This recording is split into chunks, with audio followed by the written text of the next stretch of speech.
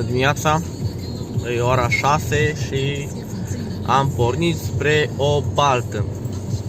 N-am mai fost de anul trecut acolo, nu știu. Anul trecut a fost foarte deplorabilă balta. N-am prins nimic.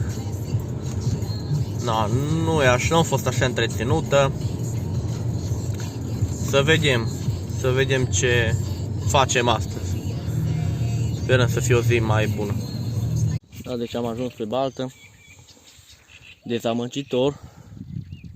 Iarba până la genunchi.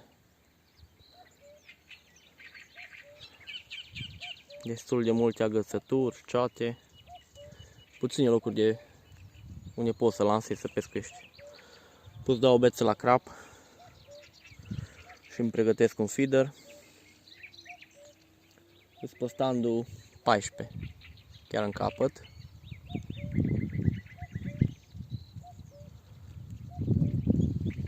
Sperăm că peștii vor face prezența.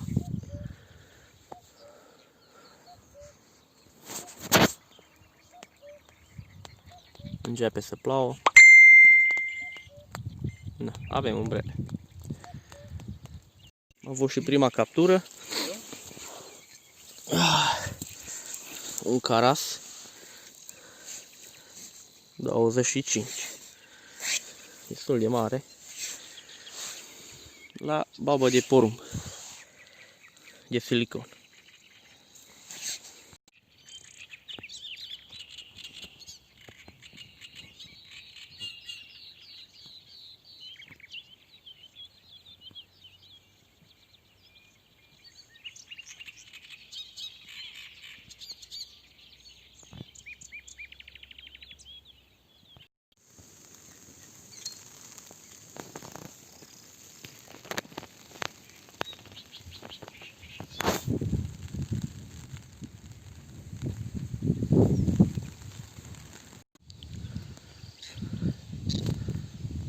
Plin de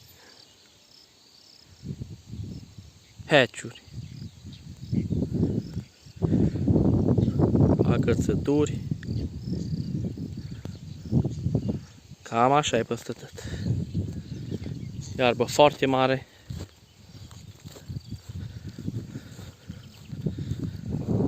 Nu cred că mai vine pe balta asta.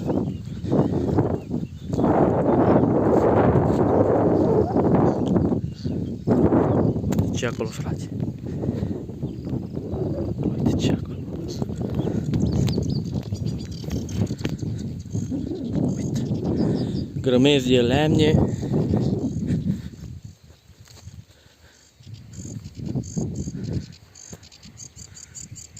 Uite. Numai bune să poți agăța în ele.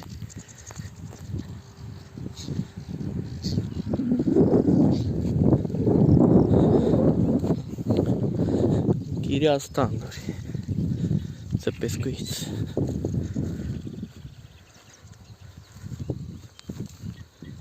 Uite ce aici.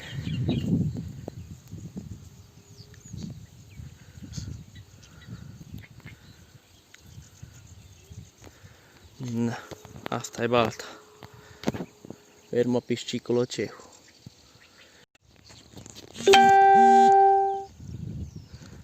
Agățături. Ce să pescuiești, frate, aici? Uite. Păcat.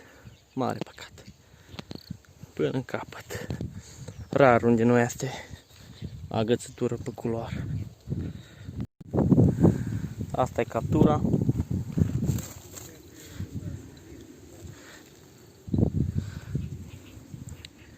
E dimineața de la 7 și acum e ora 6 fără 10 minute. Da.